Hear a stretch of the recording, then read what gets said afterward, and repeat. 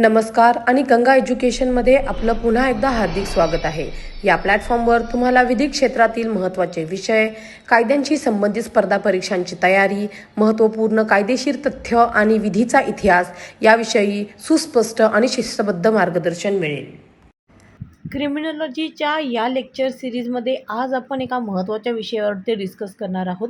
क्रिमिनॉलॉजीचं study करण्याचे फायदे काय? तर चला स्टार्ट करूया. गंगा एज्युकेशनमध्ये आपल्या सगळ्यांचं स्वागत आहे. कायद्याच्या विद्यार्थ्यांसाठी तुमचा आपला लर्निंग पार्टनर. चला, आज आपण एका खूपच इंटरेस्टिंग आणि महत्त्वाच्या विषयावर बोलणार आहोत. क्रिमिनॉलॉजी म्हणजेच गुन्हेगारी शास्त्राच्या अभ्यासाचे नेमके फायदे काय आहेत. आणि हो, हे सगळं आपण आपल्या परीक्षेच्या दृष्टिकोनातून समजून घेणार आहोत, जेणेकरून तुम्हाला याचा खूप फायदा होईल. आज आपण काय काय बघणार आहोत, तर सर्वात आधी गुन्हेगारी शास्त्र म्हणजे नेमकं काय हे पाहू. मग त्याचे मुख्य फायदे काय आहेत ते समजून घेऊ. आजच्या काळात त्याची गरज का आहे यावर नजर टाकू. त्याचा समाजावर काय परिणाम होतो हे बघू. आणि सगळ्यात शेवटी परीक्षेसाठी एक फास्ट रिव्हिजन करू. चला तर मग सुरुवात करूया आपल्या पहिल्या सेक्शनने आणि पाहूया की क्रिमिनॉलॉजीची खरी व्याप्ती काय आहे, जी आपल्या कल्पनेपेक्षा खूप मोठी आहे. एक प्रश्न जो नेहमी मनात येतो की क्रिमिनॉलॉजी म्हणजे फक्त गुन्हा आणि गुन्हेगार यांच्याबद्दल शिकणं आहे का? अनेकांना असंच वाटतं.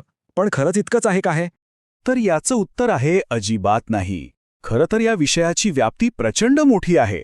ती फक्त गुन्हेगारांपुरती मर्यादित नाहीये. आता हे वाक्य बघा, किती पॉवरफुल आहे.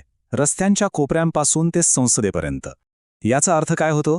याचा अर्थ असा की हा विषय फक्त रस्त्यावर होणाऱ्या छोट्या मोठ्या गुन्ह्यांचा अभ्यास करत नाही, तर थेट संसदेत होणाऱ्या मोठ्या आर्थिक घोटाळ्यांपर्यंत जाऊन पोहोचतो.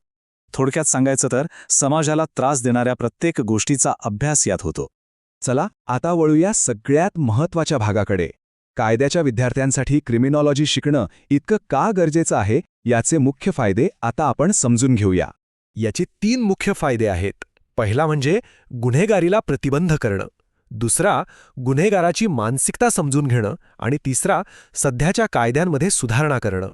पहिला आणि सगळ्यात महत्त्वाचा फायदा म्हणजे गुन्हेगारीला रोखणं. बघा, क्रिमिनॉलॉजिस्ट फक्त गुन्हा झाल्यावर त्याचा अभ्यास नाही करत, तर गुन्हा का घडतो याच्या मुळाशी जातात. आणि त्यांच्याच अभ्यासातून आणि शिफारशींमुळे बाल न्याय व्यवस्था, पॅरोल प्रोबेशनचे नियम आणि तुरुंग सुधारणा यांसारख्या सिस्टम्समध्ये मोठे बदल झाले आहेत. दुसरा फायदा म्हणजे गुन्हेगारी मानसशास्त्र समजून घेणं.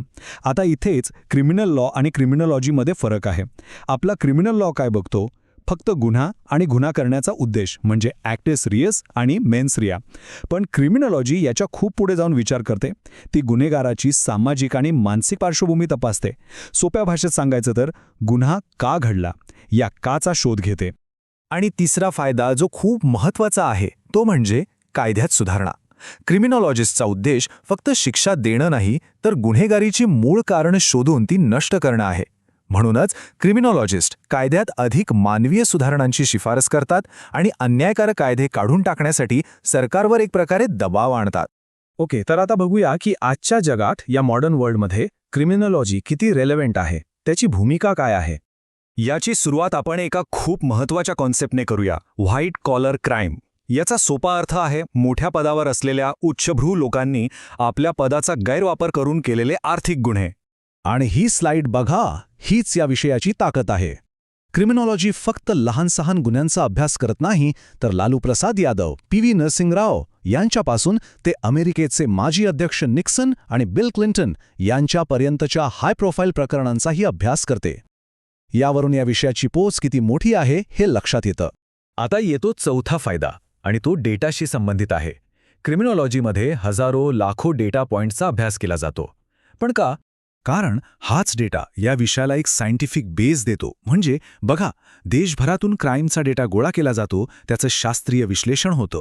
ह्यातून आपल्याला गुन्हेगारीचे भूतकाळ आणि वर्तमानातील ट्रेंड्स तर समजतातच, पण भविष्यात काय होऊ शकतं याचा अंदाजही लावता येतो. आणि याच डेटाच्या आधारावर सरकार योग्य धोरणं बनवू शकतं. आता आपण बघूया की या विषयाचा आपल्या समाजावर किती खोलवर परिणाम होतो. एक चांगला समाज घडवण्यात याची नेमकी काय भूमिका आहे. आणि पाचवा शेवटचा पण अत्यंत महत्त्वाचा फायदा म्हणजे नैतिक आणि सामाजिक मूल्यांना चालना देणं.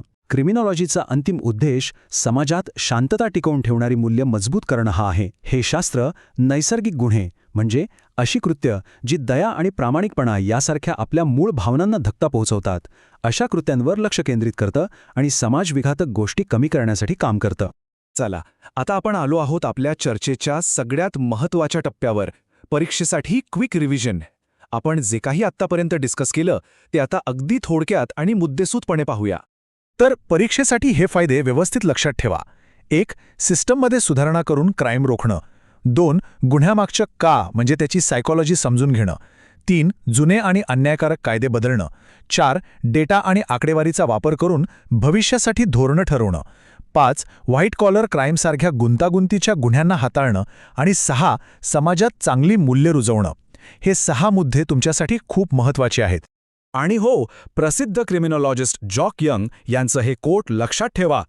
गुन्हेगारी वर्तनाचा अभ्यास वैयक्तिक आणि सामाजिक या दोन्ही दृष्टिकोनातून केला जातो.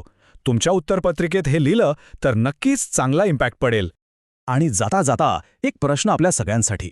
भारताची जी क्रिमिनल जस्टिस सिस्टीम आहे तिला खऱ्या अर्थाने सुधारण्यासाठी आपण क्रिमिनॉलॉजीच्या या तत्वांचा आणखी प्रभावीपणे वापर कसा करू शकतो यावर विचार नक्की करा. कायद्यावरच्या अशाच सोप्या आणि सखोल विश्लेषणासाठी गंगा एज्युकेशनला नक्की सबस्क्राईब करा. भेटूया पुढच्या भागात. धन्यवाद. हे सत्र पाहिल्याबद्दल धन्यवाद. हा व्याख्यान उपयुक्त वाटला असल्यास कृपया लाईक करा, शेअर करा आणि गंगा एज्युकेशनला सबस्क्राईब करा. अशाच महत्त्वपूर्ण कायदेविषयक व्याख्यानांसाठी आमच्याशी जोडलेले रहा.